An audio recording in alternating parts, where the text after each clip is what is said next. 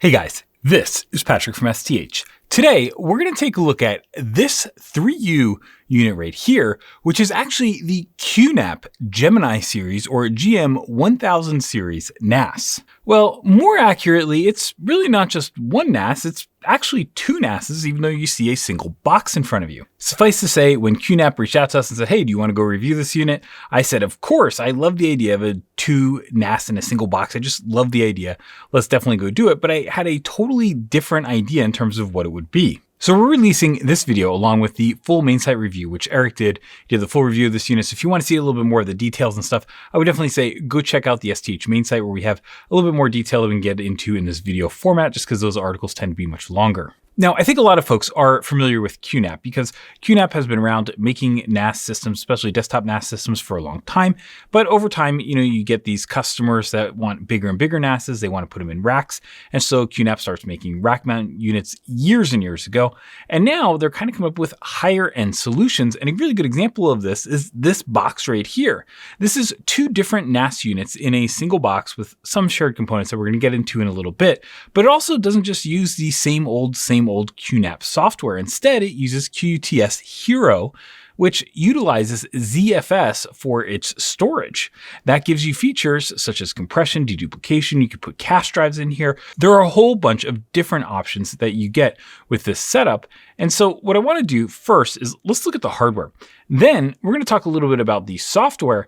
And then what I want to do is I want to talk a little bit about how there are a couple changes and a couple tweaks, especially on the software side, that could make this system absolutely killer. Okay, so let's get started with the hardware. And let's just first talk about what the heck these units are. So there are two different units.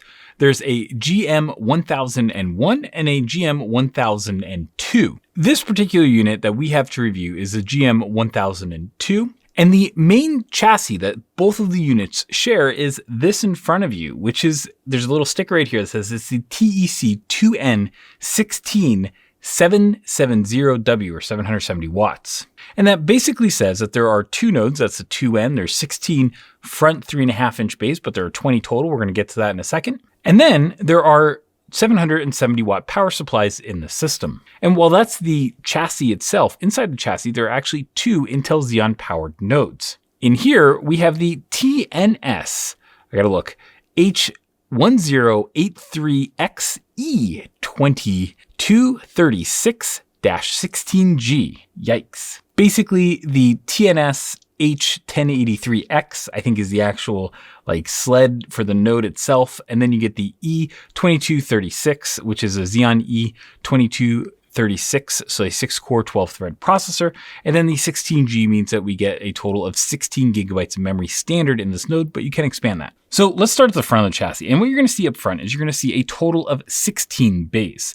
Now, these are not just 16 bays like you'd normally see in a 16-bay NAS because there is a significant difference. Half of the bays are for node A and the other half are for node B. So you get 8 bays for each of the two nodes that are installed in this chassis. For those who are wondering, we couldn't figure out a way to get all 16 drives to go to a single node. I don't actually think it's possible based on the block diagram in this chassis, although I could see QNAP doing something like that in the future. It's just probably going to require a different model number. There are a couple chassis level features that we should talk about real quick, which is that in this 3U chassis, on each of the rack gears, we have OLED displays, and those displays actually show just, which node is node A, node B. So if you need to know that, you have a little bit of status information, but not much because you're kind of limited in the space on a rack gear. The other thing that you have is you have a 3U chassis, and on the side of the chassis, you actually have these little handles. I'm just going to show off these handles. Hopefully you can see this, and if not, we'll throw over some B-roll. But these handles just sit on the side, and they allow you to lift this chassis if it's fully loaded and make it a little bit easier. The one thing I just kind of thought was kind of fun on this is that I think it's definitely made for people that have smaller hands than I do, because I could barely get my fingers in this, and definitely not a great grip. But if you're just kind of moving this and sliding into a rack, you can totally do that. Now, this is meant to be a multi-node chassis server, much like the 2U 4-node servers that we see, or like Blade servers or stuff like that we review on STH. And so the idea is that you actually take this chassis, you put it into the server rack, and then you just install different drives and different nodes. And if you have to upgrade, you can do that without having to move the entire chassis and power supplies. That's kind of the idea. And one of the really cool things about that is that it is more ecologically friendly if you don't have to replace all the sheet metal all the time and the power supplies, you generate less waste. And so it's relatively good that that's the design. It's also quite different if you think of QNAP units as being like those kind of desk-mounted units or a rack mount unit. This is just a single node. Having two nodes in a single chassis like this is actually quite different, and it's nice to see that QNAP is trying to move up market like that. The 16 3.5-inch drive trays have one feature that I really like, and one feature that I wish could be a little bit improved. The feature that I really like is that each individual drive tray has a locking mechanism, which is on the front of these things. It's right here. And you can actually lock these things into place, so that way you can't accidentally remove them. And if somebody is going to service the unit, it means that they have to go and hit the little lock, the little latch mechanism before you can disengage the drive and pull it out. And that doesn't seem like a big deal, but if you want to reduce the number of human errors, it's actually kind of a nice little feature. Now, I did mention that there was one thing I would want to see improved, and that's just simply the idea of being able to use toolless drive trays. Now, there are a total of 16 drive trays up front. Each one would require 4 screws to put hard drives in. You can also put solid state drives, but those require 4 screws as well. On the rear of this unit, you're going to see that there are 4 drive bays as well. And so total, you have a total of 20 drive bays here. And that means that if each of them has 4 screws, that's a total of 80 screws that you would need to go and, have screw in those drives and do 80 screws to be able to install this whole thing. I wish that QNAP would just go and turn everything that they have in their line to a toolless unit, because I just feel like that would be a great feature to save on labor costs for the end user. Now, when you look at the back of the unit, you're going to see that there are 2 nodes on the back of this, but there are also 2 power supplies. So the power supplies are redundant units or 770 watt units, and either one can power the entire chassis, which means that you do get some redundancy that you don't normally get. Also, just in this shared chassis, one of the nice features is that by having 2 power supplies to power 2 nodes, you get that redundancy without having to have 2 power supplies per node. That may not seem like a huge deal, but having fewer power supplies means that you have fewer components that can fail. It also means that you need fewer PDU ports to be able, and fewer cables to go and plug these units in, because after all, you get these 2 power cables to power 2 NAS in redundant fashion. QNAP has a nice little lever mechanism that I'm going to try pulling out right now. Boom, and you pull out the node, very easy. And both of these nodes have a number of features that I just want to walk through from front to back. So at the front of the unit, you can actually see that we have gold fingers. And so these are actually really easy, swappable things. You don't have to remove anything in the chassis. You can just pop these nodes out, which makes it really serviceable and really easy. If you did ever have an issue where you had to service one of these nodes, either just getting it, replaced, or you had to, eventually upgrade the nodes, you can do that without taking the whole chassis out of the rack, which makes it a little bit easier. The other thing that we wanted to know is that the fans are actually on the node itself. And if you look at multi-node server chassis design, something that you'll just see is that sometimes you get chassis fans and sometimes you get the fans that are chassis fans actually on the nodes themselves.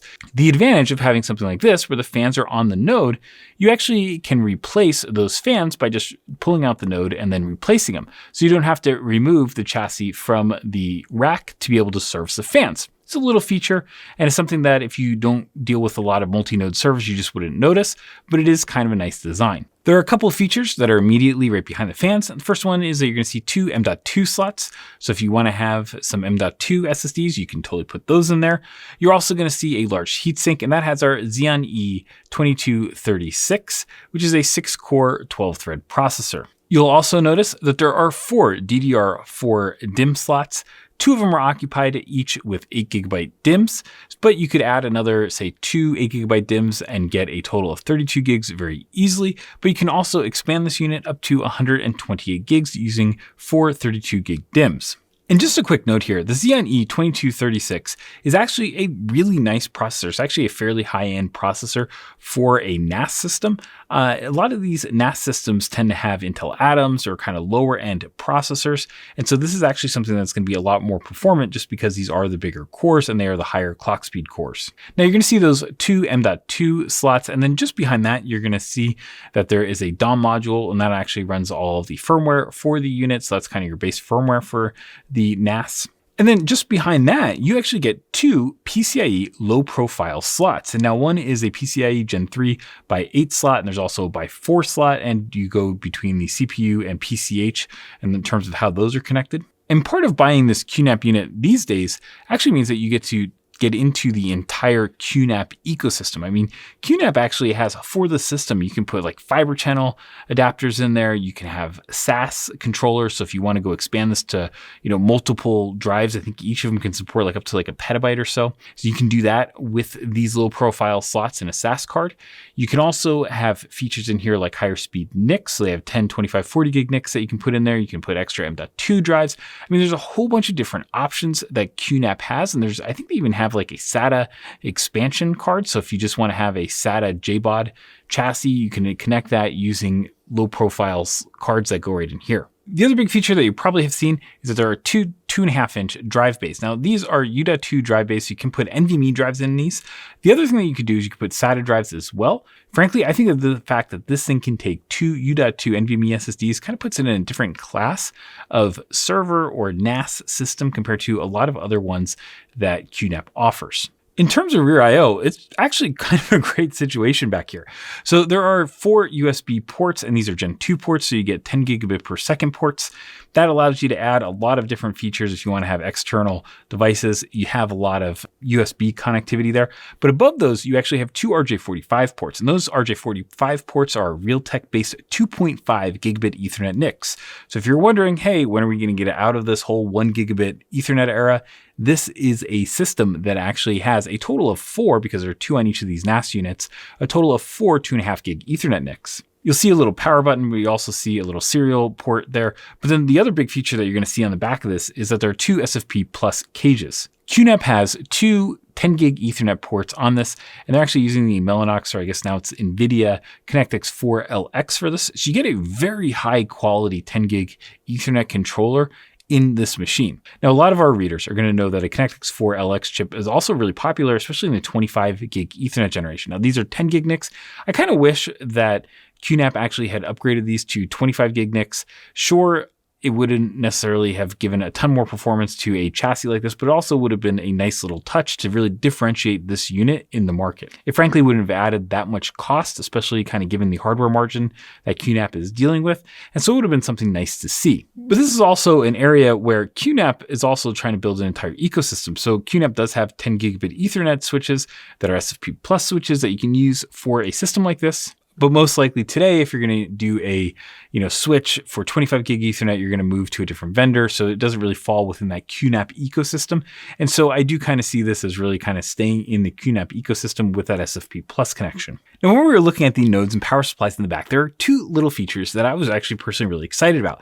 The first one is that inside the chassis, there's actually a little flap. So when you pull out a node like this, a flap comes down and actually covers up the hole that is made and the void that's made by this. So that way that you can direct airflow through the remaining node and you don't get some kind of like weird airflow pattern.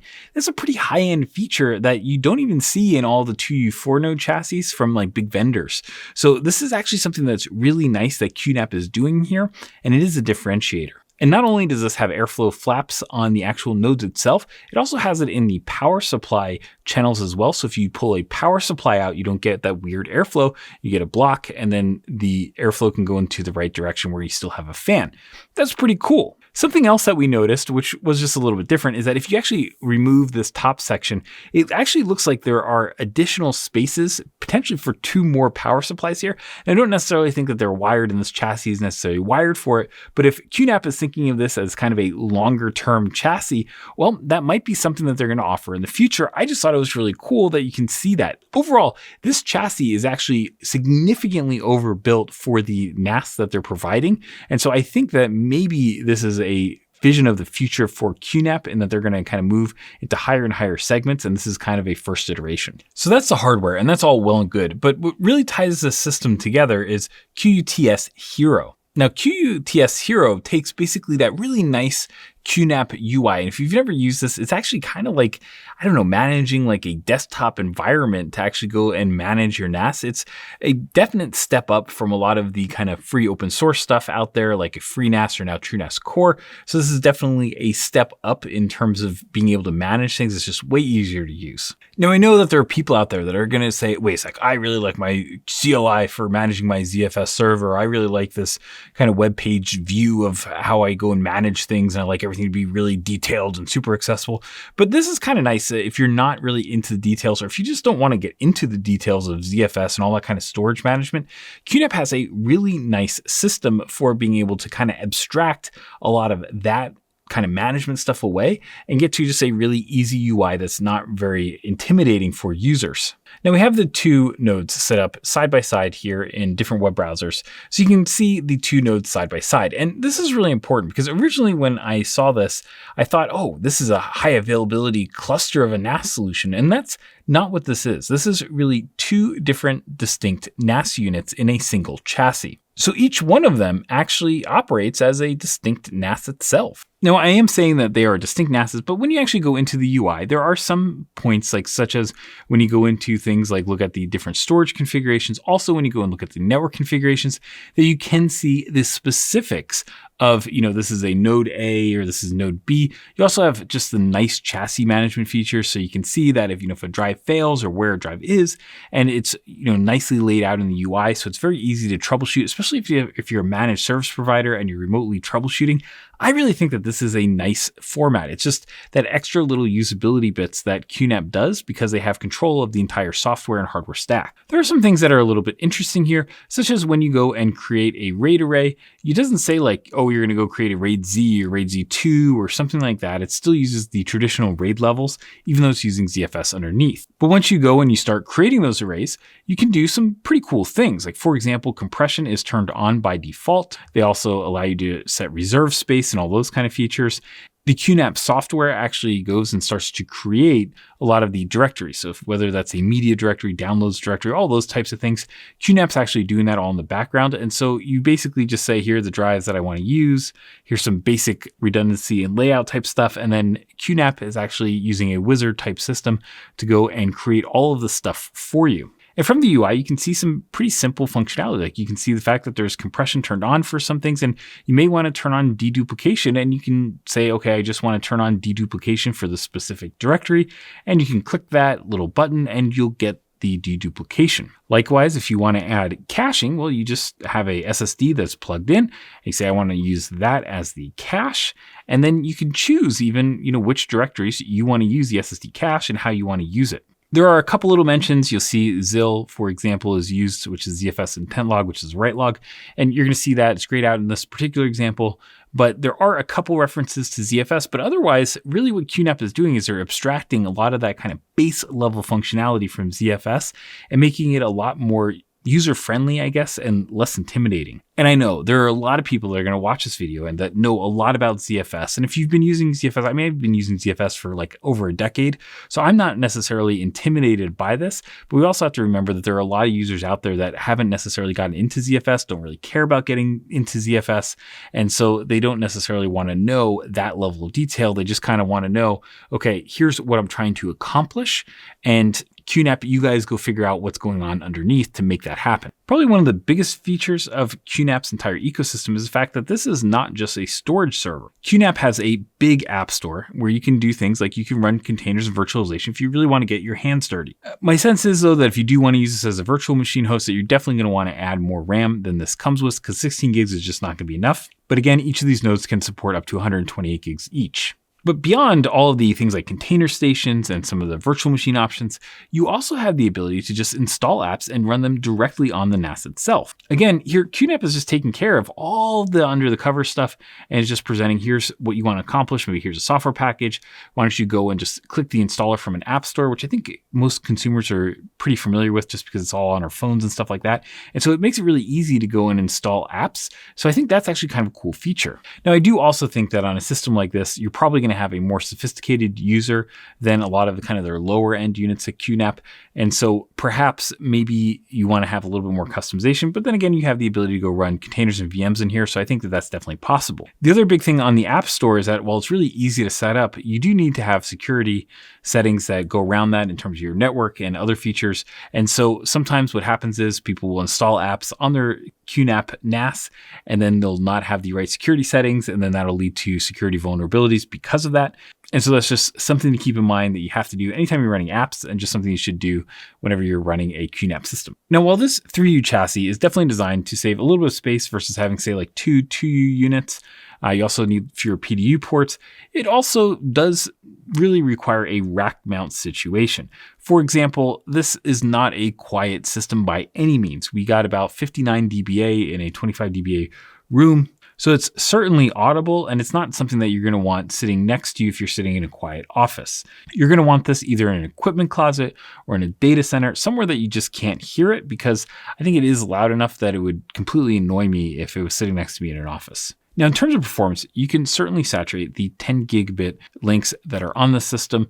If you have something like video files or something like that, and you're just kind of pushing big files out to a couple clients, totally will do that fine. Smaller transfer sizes you're going to see in the couple 100 megabit per second range, which is very reasonable for a solution like this. Now, earlier in this video, I mentioned that this is something that was completely different than I was expecting. I was thinking that this was going to be a high availability solution, but really it's two NASs that are tied together a little bit in terms of chassis management and stuff like that, but they really are operating as two distinct units. And so that begs kind of the obvious question, like, why would you want two NAS units instead of just having one bigger NAS unit? There are a couple things that you can do here, which is you can do replications because you have ZFS, you have snapshots and stuff like that. So it makes the replication very easy, and QNAP has that all in their software. So it's very easy to do that kind of replication.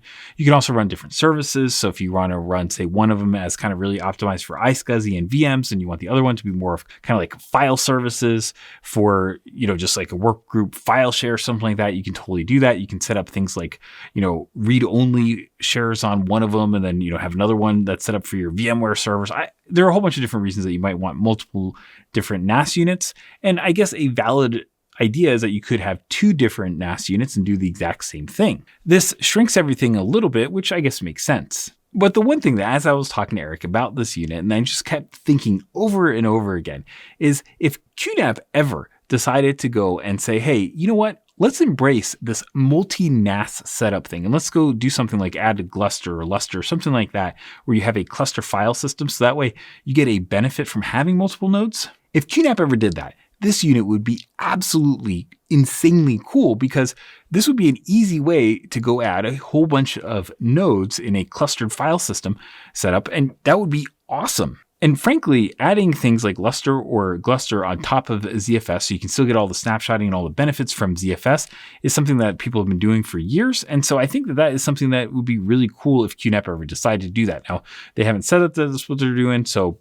don't quote me on that, but I do think that if I'm giving some feedback to the QNAP engineers, I think that would make this insanely cool. So let's talk about pricing for a moment. So the kind of base price or street price for this base unit without the hard drives installed or solid state drives installed, if you just want the processors, RAM, the chassis, power supplies, all that kind of stuff, you're basically looking at somewhere around just under $6,900 street price. That's frankly about 2x what we would expect from a brand new, two NAS units that this would replace. So you're definitely paying a premium for this QNAP solution. And I think what you're really paying that premium for is, first off, the software.